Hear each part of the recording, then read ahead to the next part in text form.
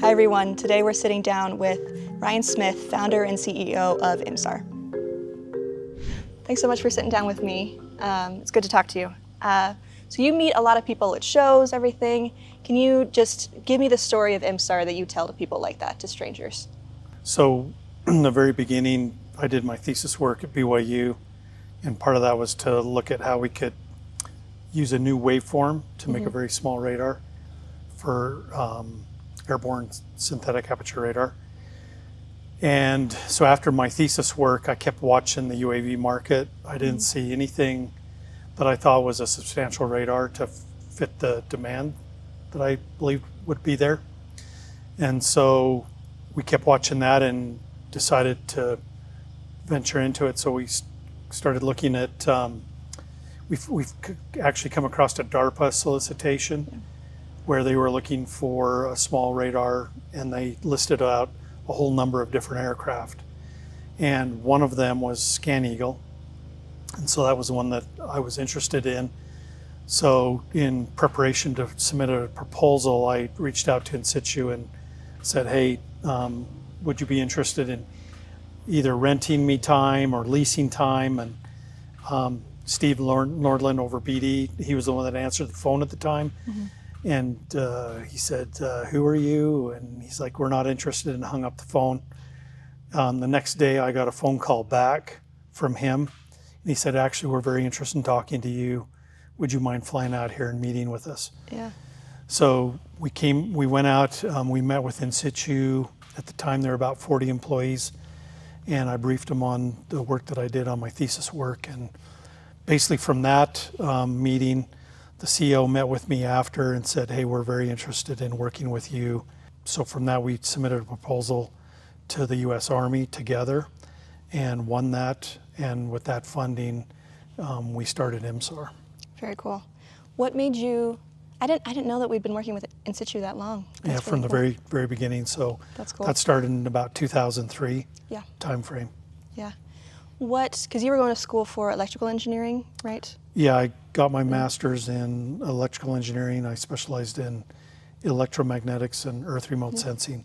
I was part of the MERS lab at BYU, so they were doing microwave earth remote sensing is what that stands for. Yeah. How'd you get started in radar and SAR specifically? The way I got started in radar is kind of funny. So I was an international student. So, came from Canada. I didn't have my citizenship yet. So I was working as a mechanic on the BYU grounds crew. Yeah. And my boss, his wife, was the financial secretary for the EE department. Yeah. And anyways, he came into me one day and he said, I really think you need to go talk to a professor. He's got a bunch of money, and I think you should look at working for him. And I was like, okay, it was kind of interesting conversation. And so the professor's name was David Arnold, and he had a number of contracts with NASA JPL, and he also had some contracts with Hewlett Packard. Yeah. And so I went and visited with him and said, hey, I understand you're looking for students. And so I didn't even know anything about what they were doing. And so he eventually hired me, and I started working for him. And the very first thing I started building was microwave antennas. And then from there, I started building transmitters and things like that. And so fell in love with that. And then eventually I rolled into a research assistant position. I graduated with my bachelor's working in the lab, and then applied for a master's, got that, and then kept on as a research assistant doing radar design. So absolutely fell in love with the design elements and all of that. Yeah. You've been tinkering for a long time. Yes. Very cool. How has IMSAR changed since its inception, both the company and the technology? I would say, early on when I did my thesis work, I had no idea where we would get to today. I had in view that we could do, high quality imagery, but I thought it would be a lot more limited in range. And then I knew that we needed to do MTI. I didn't have those skills or abilities, but I knew that was something that we needed to bring into the capability. And then I look at today, we've hired I look at every element of the company today, and we have very talented people across the board, way more than what I ever was or could do, right? So that's been fun to watch all this expertise come and it really grow and build. And so we're doing things in ranges well beyond what I ever envisioned. I remember early on flying in aircraft on business trips and looking out the window and thinking we'll never be able to, do a radar at this range, and we are today. So that's kind of exciting. Met a lot of your goals. Yeah, and beyond. Yeah. So that's awesome. So what project or technical advancement have you been most excited about in the last 22 years? I'd say there's maybe not one. Yeah. When we did change detection early on, that was really exciting. Being able to field that and see the results from that, I really enjoyed that part. And then bringing on the MTI capability, so motion target indicator, that was a lot of fun, and seeing that go out. I think right now I'm excited to see the airborne MTI capability come in and the difference that will make. And there's a number of other things I think we got on the roadmap here in the future. So I jump from one thing to the next, but I really enjoy the next hurdle and milestone and what we're working towards. Yeah, it is fun because I work at one small part of this big company, and so seeing someone who's been here the whole time and sees the whole thing is really fun. What do you see in the future for IMSAR and in the field of radar generally? So I'd say one of the things that we've really focused on is making the radar very capable in waveforms and in modalities. And the other aspect that we've put a lot of effort into is making our signal very, very clean. Yeah. So I think we've got very good data products coming from our radar, but the next phase of this is the AI capability coming in and the physical AI that we're looking at. And I think that will dramatically change the way that radar is perceived and used.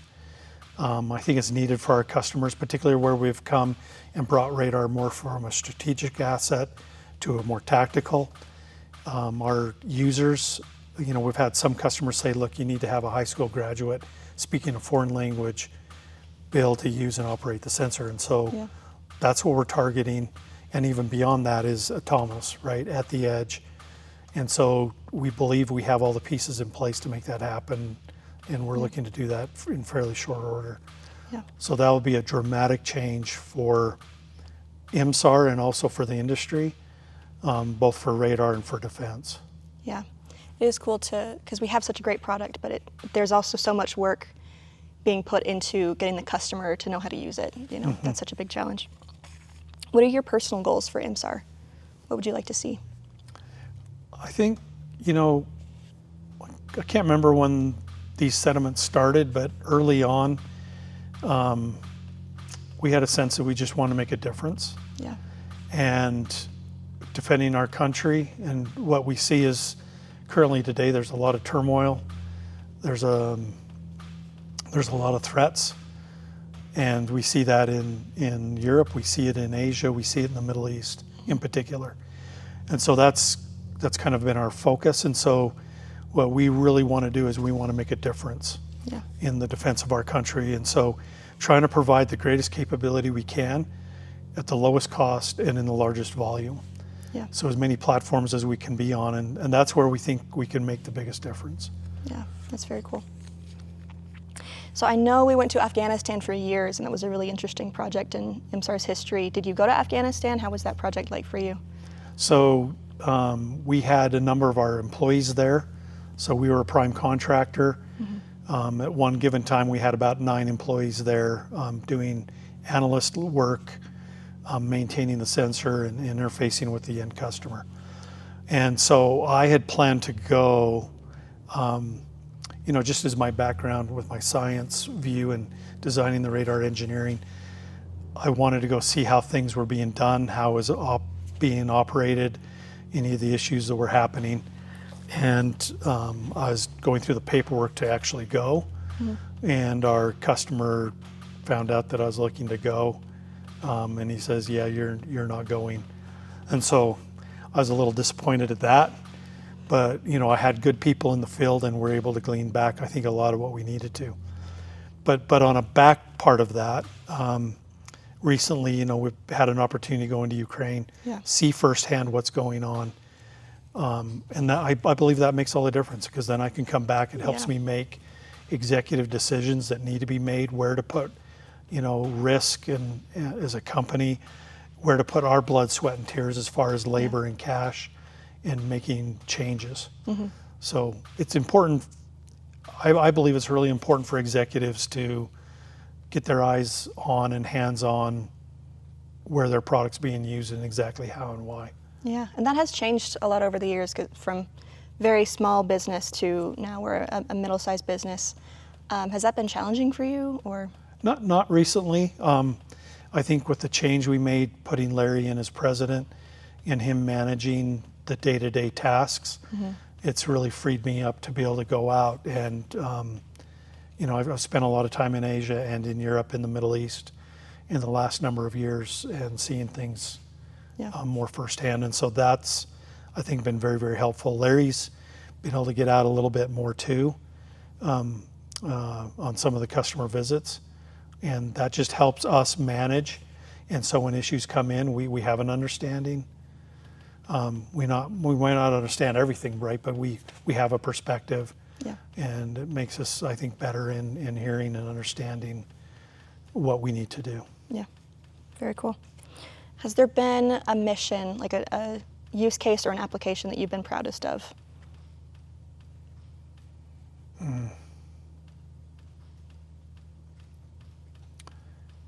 I would say, when we're doing the counter IED,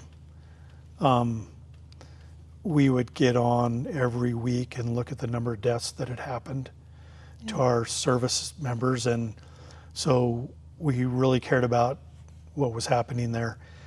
And I think that any difference we could make there, we really cared about that. And then JIDA was our stateside customer, the Joint IED Defeat Organization. And so they really trusted us, and we delivered a number of key technology advancements when we worked with them.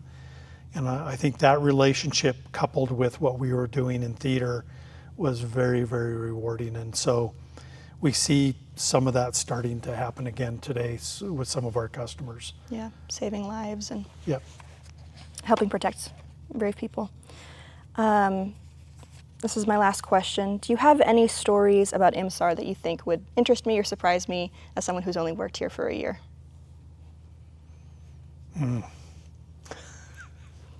got to think about this one. Yeah. I think one of the fun things that happened was early on when we were selling radar. We were science guys, right? So all we cared about was this little box we built and how much technology was in there and what it could do. And I believe it was really when we were in Afghanistan, we started to see that there was a bigger value proposition. And instead of just that box, what mattered was the entire chain. So the aircraft had to be up and operating and flying and working. Comm system needed to work. We had issues with the comm system. We had to actually do some software control to make it work, and it was a program record system for the U.S. Army. But and then the interface with the end customer, our analysts being trained, knowing what they're looking at, how to communicate that up the chain, how to take feedback and feed it back in. And then we were in real time. We had a SATCOM link. We were sending all the data that we had in theater back here to Utah. We were analyzing what our guys in the field were analyzing. We were also training people in the field, getting ready to go. And that really opened up our eyes that you have to think about the entire picture. Because what really happens is if that aircraft doesn't fly that day and it has the SAR radar on it, then the customer perceives it as, hey, the SAR isn't working today. Yeah. Even though the radar itself might be fine, right? But it's that entire chain. And so since then, I think we put a lot of resources into pursuing that entire chain and making it all work. And a lot of people think, you're a small business, small company, why are you doing this? But that's why. We care about the end customer. We care about the mission being successful and our guys getting what they need. And the last thing we want to be is a liability to our customer. We want to be an asset that they cannot live without. And they love working with us. They need us every day because we're creating such tremendous value. So I think that's, something that I think a small company, you don't see that typically where you get invested in that level. And so it's made us grow in areas that we probably wouldn't have grown in. Yeah, I think I've heard that's what we're known for is our training and our people, the whole chain. And I would like to, just one last topic, if you want to talk about the advantage and changing the company culture, because that's a big part of who IMSAR is. Yeah, it's interesting. I started the company mainly, it's kind of funny and ironic, but I wanted a place where I could work with my family and my kids. I grew up on a cattle ranch up in Alberta and Montana. We basically were on both sides of the border. And I worked with my brothers and my sister, mom and dad, and it seemed like every meal was a meeting. And I loved that environment. I loved the opportunity to work with my family. And so I wanted to create something where I could work with my kids and my family. And anyways, we got going along and I realized that wasn't going to happen. But I still wanted the work environment where I was to be family and close hold. And so as we were growing, we got to 40 to 70 people and the wheels started coming off the bus. And there was pieces in the management of the company that I didn't understand. I didn't know how to fix. I knew they were a problem. One was, how to have conflict at your management meeting and how to fix that and move forward. And the crazy thing is, it was on our agenda item for years, at the bottom of the agenda item, and it was something that I need to figure out, but I never could figure out how to fix it. And so anyways, it was in about 2016, I remember sitting at our management meeting and there was about 16 people in the room sitting around a big table. That's how big the meeting was. And I had the impression, this is a mess and we're very dysfunctional and we need to fix this. And so I hired a guy to come in and help fix us. He introduced us to Jim Collins' work, Good to Great. And we went through that book and we did an offsite. And I remember we had a list of values that were, like we filled up, I think, 4 or 5 sheets of paper, huge sheets, with every adjective known to man of our values. And I'm like, this isn't effective. And then another employee introduced me to The Advantage by Pat Lencioni. And the moment I read the book, I knew that is what we had to do. Yeah. And I knew it was what we needed. And the other thing that I loved about Pat's work in my mind dovetails exactly in with Jim Collins' work. Yeah. And they support each other. They approach the problem from different angles. And so we reread both those books, and also Great by Choice. I think Pat's book, I reread it about 25 to 30 times as we were implementing it. And each time as I would read through, I'd learn something new. And so the very first thing we did was trimmed our management team down to 7. And then Dave Trent, who's our Chief Operating Officer, he asked me, so what are we going to do? Are we going to do this by the book, or are we going to do it IMSAR's way? And I said, we're going to do this one by the book, because we don't know what we're doing. And so we've tried to follow very closely to the book. And I believe that, it's made all the difference. Yeah. In 2016, it got to the point I did not want to come into work. We were that dysfunctional, that unhealthy, and I spent probably over 80% of my time dealing with human issues and contention and problems. And today I spend almost no time on those issues. And so we spend most of our time doing strategic things, and we have a very healthy team. We make decisions quickly, and if we need to, and we're moving. And so it's made an amazing difference in the company. Ryan, thanks so much for sitting down with me. It's been a pleasure. Thank you. Thanks for your time.